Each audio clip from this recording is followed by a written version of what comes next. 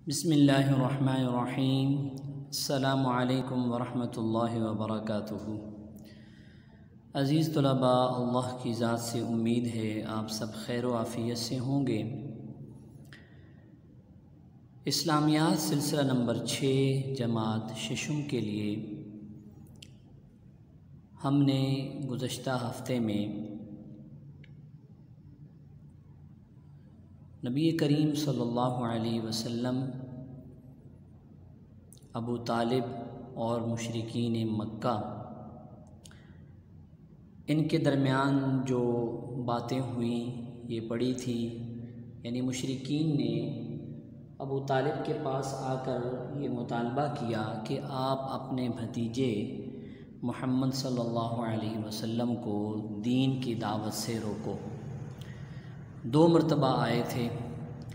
اس پر ابو طالب نے کیا جواب دیا اور نبی پاک صلی اللہ علیہ وسلم نے کیا فرمایا؟ تو عزیز طلباء، یہ ہم نے پڑھا۔ اس کے بعد جب مسلمان آپ صلی اللہ علیہ وسلم اور صحابہ کرام کو طرح طرح سے ستایا جاتا تھا، تو حضور نبی کریم صلی اللہ علیہ وسلم کی اجازت سے مسلمانوں نے ہجرت کا فیصلہ کیا۔ عزیز طلباء، یہ بات ذہن میں رکھ لیں کہ جب اپنے علاقے کے اندر دین اسلام پر چلنا بہت مشکل ہو جائے اور طرح طرح سے تکلیفوں کا سامنا کرنا ہو، تو اللہ تعالیٰ نے بھی قرآن مجید میں ہجرت کا حکم دیا ہے، اور نبی پاک صلی اللہ علیہ وسلم نے اپنے عمل مبارک سے بھی ہجرت کرنے کی مسلمانوں کو تعلیم دی ہے۔ آج کا ہمارا عنوان حبشہ کی طرف ہجرت کا ہے۔ تو اس سبق کو پڑھنے کے لیے ہم کتاب کی طرف آتے ہیں۔ عزیز طلباء، حبشہ کی طرف 2 ہجرتیں ہوئی ہیں۔ سبق کا خلاصہ آپ سنیں۔ حبشہ کی طرف کتنی ہجرتیں ہوئی ہیں؟ 2 ہجرتیں ہوئی ہیں۔ پہلی ہجرت جو ہوئی، اس میں ہجرت کرنے والے مسلمانوں کی تعداد صرف 15 تھی، جس میں 11 مرد تھے اور 4 عورتیں تھیں، اور اس میں نبی پاک صلی اللہ علیہ وسلم کی صاحبزادی حضرت رقیہ رضی اللہ تعالی عنہا اور آپ کے داماد حضرت عثمان غنی رضی اللہ تعالی عنہ بھی تھے۔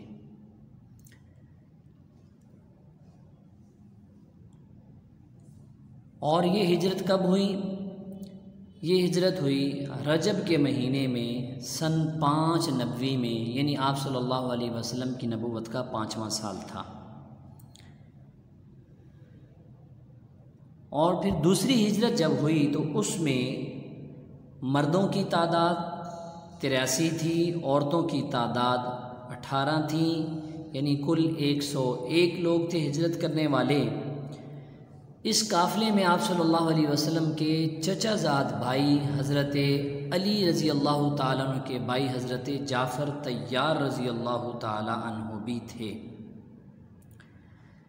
اور یہ ہجرت حبشہ کی طرف مسلمانوں نے کی، اور حبشہ کا جو بادشاہ تھا نجاشی، وہ نیک فطرت آدمی تھا، اچھا انسان تھا۔ یہ جو دوسرا ہجرت والا قافلہ وہاں پہنچا تو انہوں نے وہاں کافی دن کے لیے قیام کیا۔ مشرکین مکہ کو جب پتہ چلا تو انہوں نے سوچا کہ اس موقع پر بھی ہمیں مسلمانوں کو سکون سے نہیں رہنے دینا چاہیے۔ انہوں نے کچھ تحفے تحائف لیے اور حبشہ نجاشی کے پاس چلے گئے اور کہا کہ یہ لوگ ہمارے بھاگے ہوئے ہیں، لہٰذا آپ ان کو ہمارے حوالے کر دو۔ اس پر پھر کچھ سوالات ہوئے مسلمانوں سے، اور ان سوالات کے جوابات حضرت علی رضی اللہ تعالیٰ عنہ کے بھائی آپ صلی اللہ علیہ وسلم کے چچا زاد بھائی حضرت جعفر طیار رضی اللہ تعالیٰ عنہ نے دیے، جو آپ تفصیلاً پڑھ لیں گے۔ اب ہم اس کی بلند خوانی کرتے ہیں اور ساتھ ساتھ جو مشکل الفاظ ہوں گے ان کا معنی بھی بتاتا جاؤں گا، تفہیم بھی ہوتی جائے گی۔ ہجرت حبشہ، جب کافروں کا ستانا بڑھ گیا، یعنی تکلیفیں دینا، ایذائیں پہنچانا، اور مسلمانوں کے لیے مکہ میں ٹھہرنا مشکل ہو گیا، تو آپ صلی اللہ علیہ وسلم نے فرمایا کہ تم میں سے جس کا جی چاہے حبشہ چلا جائے۔ تو یہ آپ صلی اللہ علیہ وسلم کی اجازت سے یہ ہجرت تھی۔ وہاں کا بادشاہ جس کا لقب نجاشی ہے، بہت اچھا آدمی ہے، وہ تم لوگوں کے ساتھ برا سلوک نہیں کرے گا۔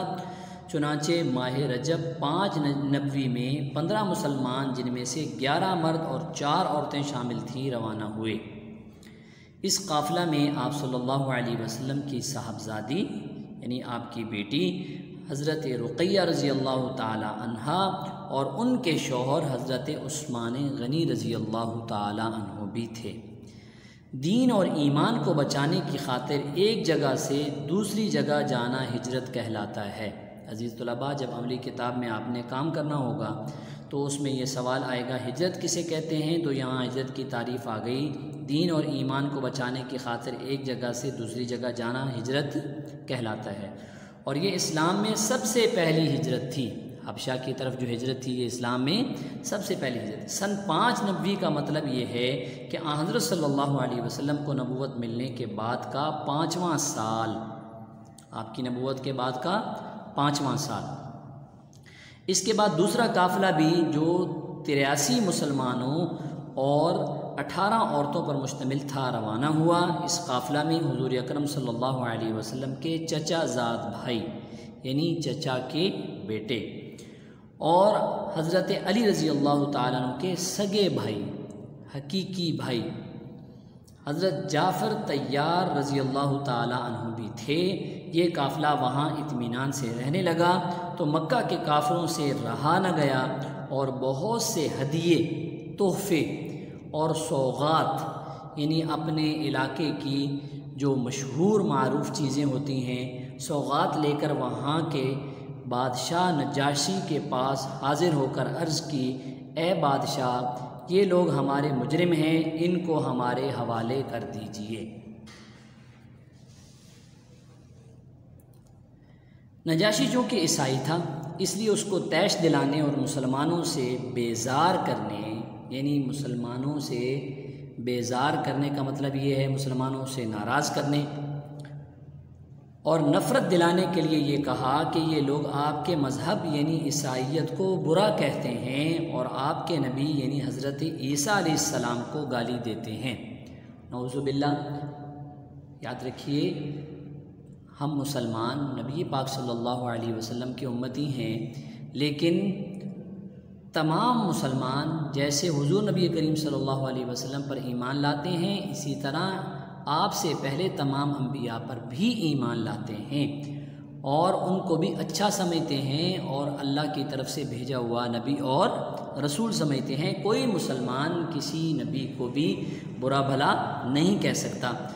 بادشاہ بہت سمجھدار، رحم دل، نیک فطرت اور منصف مزاج یعنی انصاف کرنے والا، اس نے صرف کفار مکہ کی بات پر فیصلہ نہیں کیا بلکہ مسلمانوں کے قافلہ کے لوگوں کو بلا کر اصل حقیقت دریافت کی، اصل حقیقت پوچھی۔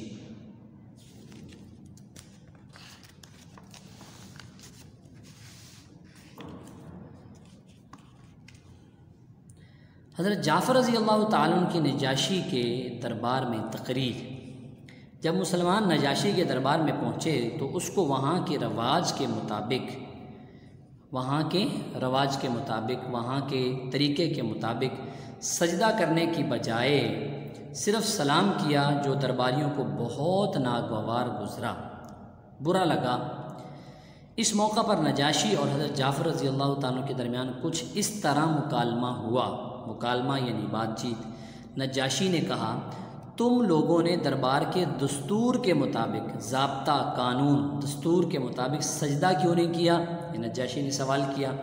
حضرت جعفر رضی اللہ تعالیٰ عنہ نے فرمایا ہم سوائے اللہ تعالیٰ کے کسی اور کو سجدہ نہیں کرتے، یہاں تک کہ ہم اپنے پیغمبر حضرت محمد صلی اللہ علیہ وسلم کو بھی سجدہ نہیں کرتے بلکہ سلام کرتے ہیں۔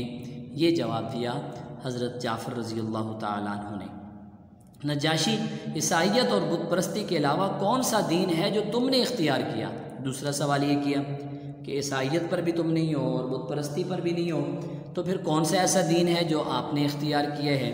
اس پر حضرت جعفر رضی اللہ تعالیٰ عنہ نے فرمایا کہ ہم جاہل تھے، نادان تھے، بت پرستی کرتے تھے، حرام مال کھاتے تھے، کمزوروں پر ترس نہیں کھاتے تھے، پڑوسیوں کو تکلیف پہنچاتے تھے، مظلوموں کی مدد نہیں کرتے تھے، رشتہ داروں سے تعلقات توڑتے تھے، وعدہ خلافی کرتے تھے، ظلم و زیادتی ہمارا شیوا تھا، ہمارا طریقہ تھا، ہمارا رواج تھا، بھائی بھائی کا دشمن اور خون کا پیاسا تھا۔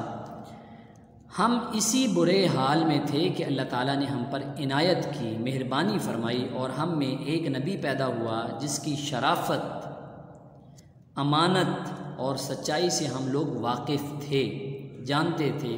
اس نے ہم کو دین حق یعنی اسلام کی دعوت دی، ہم کو اس بات کی تعلیم دی کہ ہم صرف اللہ کی عبادت کریں، بتوں کی پوجا چھوڑ دیں، بتوں کی عبادت چھوڑ دیں، ظلم اور زیادتی سے باز آ جائیں، سچ بولیں، دھوکہ اور فریب دینے سے بچیں، مظلوموں کی مدد کریں، پڑوسیوں کو آرام پہنچائیں، رشتہ داروں کے ساتھ اچھے تعلقات رکھیں، قتل و غارت گری سے باز رہیں، قتل کرنے سے، یتیموں کا مال ناحق نہ کھائیں، نماز پڑھیں، روزے رکھیں، زکوٰۃ دیں۔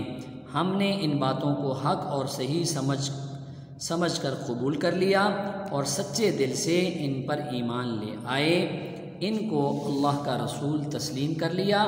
بتائیے ہم ایسی اچھی باتیں کیوں نہ مانتے؟ یہ تو سمجھ کی بات ہے کہ انسان اپنا اچھا برا سمجھے، بس اسی بات پر ہماری قوم ہماری دشمن ہو گئی۔ ہماری قوم کی یہ خواہش ہے کہ ہم اس نئے دین کو چھوڑ کر اسی پہلی گمراہی میں مبتلا ہو جائیں۔ سو یہ ہم سے نہیں ہوگا، ہم سے ایسی امید فضول ہے، ہم کسی قیمت پر اپنا دین نہیں بدل سکتے۔ تو یہ سوال جو کیا تھا نجاشی نے کہ آپ کا کون سا مذہب ہے، تو حضرت جعفر رضی اللہ تعالیٰ عنہ نے اپنے مذہب کے بارے میں تفصیلاً بتایا۔ تھوڑا سا اس سبق کا حصہ عزیز طلباء رہ گئے ہے، یہ ہم انشاءاللہ کل پڑھیں گے اور اس کے ساتھ کچھ آگے بھی پڑھیں گے۔ عملی کتاب سے اپنا کام سمجھ لیں اور اس کے بعد اپنی ڈائری آپ لوگ لکھ لیجئے گا۔ عملی کتاب صفحہ نمبر 7، ہجرت حبشہ۔ سب سے پہلا سوال، ہجرت کسے کہتے ہیں؟ اس کا جواب عزیز طلباء آپ پڑھ چکے ہیں۔ ہجرت حبشہ کے پہلے قافلے نے کس مہینے اور کس سن میں ہجرت کی؟ سن 590 اور رجب کے مہینے میں۔ ہجرت حبشہ کے پہلے قافلے میں کتنے مرد اور کتنی عورتیں تھیں؟ یہ بھی آپ پڑھ چکے ہیں۔ اس قافلے میں حضرت صلی اللہ علیہ وسلم کی کون سی صاحبزادی اور ان کے شوہر تھے؟ یہ بھی عزیز طلباء آپ پڑھ چکے ہیں۔ ہجرت حبشہ کے دوسرے قافلے میں کتنے مرد اور کتنی عورتیں تھیں؟ یہ بھی آپ پڑھ چکے ہیں، 83 مرد اور 18 عورتیں۔ پھر ہجرت حبشہ کے دوسرے قافلے میں حضرت صلی اللہ علیہ وسلم کے کون سے چچا زاد بھائی تھے؟ حضرت جعفر طیار، حضرت علی کے بھائی رضی اللہ عنہما۔